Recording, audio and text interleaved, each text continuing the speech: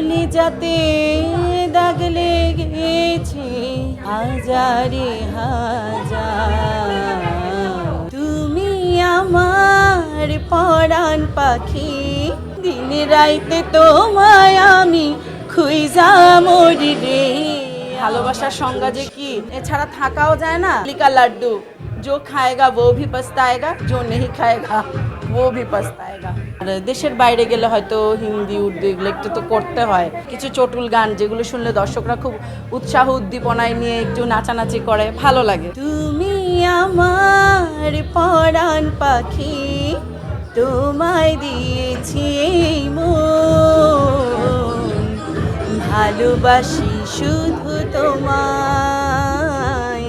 তুমি আমার প্রিয়জন।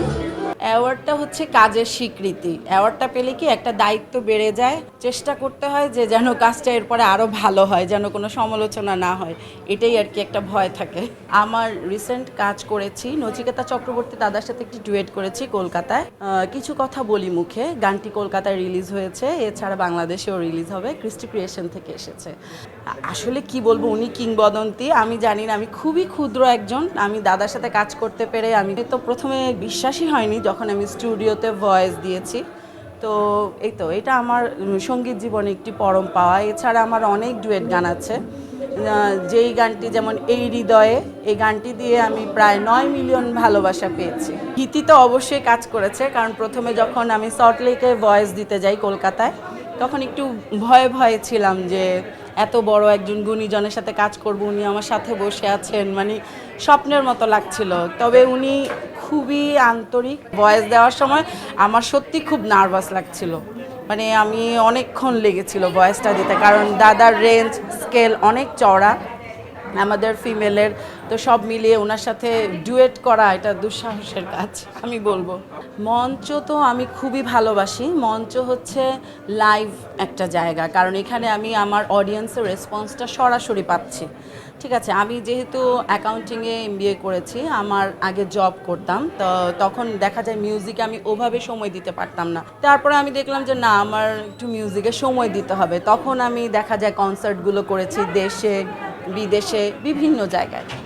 অবশ্যই ফোক গানের রিকোয়েস্টটা বেশি থাকে, ফোক গান, দেশের গান, আমাদের পরিচিত মাটির গান, এগুলো। এছাড়া আর দেশের বাইরে গেলে হয়তো হিন্দি উর্দু এগুলো একটু তো করতে হয়। হ্যাঁ, বিরহের ফোক গানগুলো বেশি।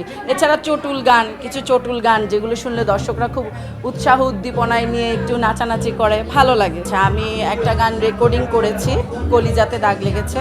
কলিজাতে দাগ লেগেছে, কলিজাতে গো,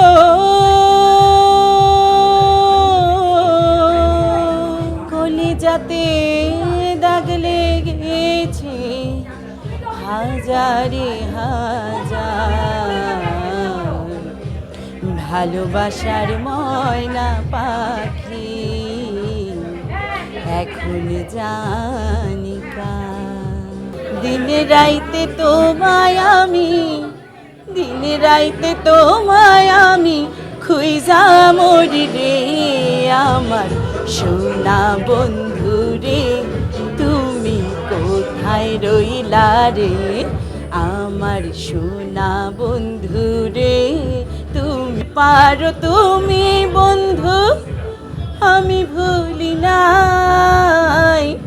পরকালে যেন বন্ধু, জীবনকালে যেন বন্ধু, একবার তোমায় পাই, যদি না পাই সেই কালে প্রেম যাইব বিফলে।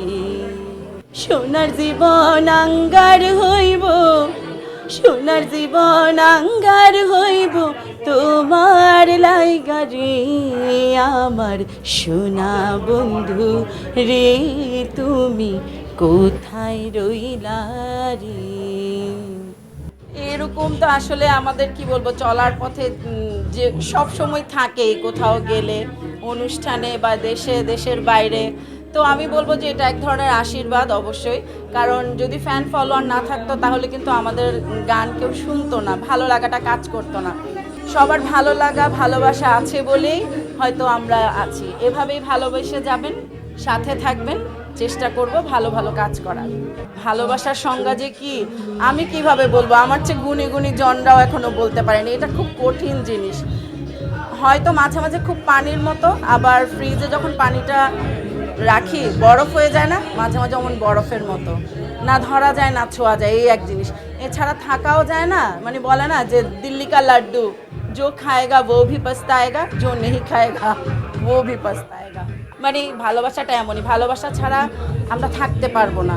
আবার বলে না ওই যে আবারও বলতে হয়, মানে প্রবাদ প্রবচন, যে পানি ছাড়া যেমন মানুষ বাঁচতে পারে না, আবার পানির অপর নাম যেমন জীবন, আবার কিন্তু এই পানিতে ডুবেই কিন্তু মানুষ মারা যাচ্ছে। লিমিটেশনস লাগবে, বেশি বেশি কোনো কিছু ভালো না।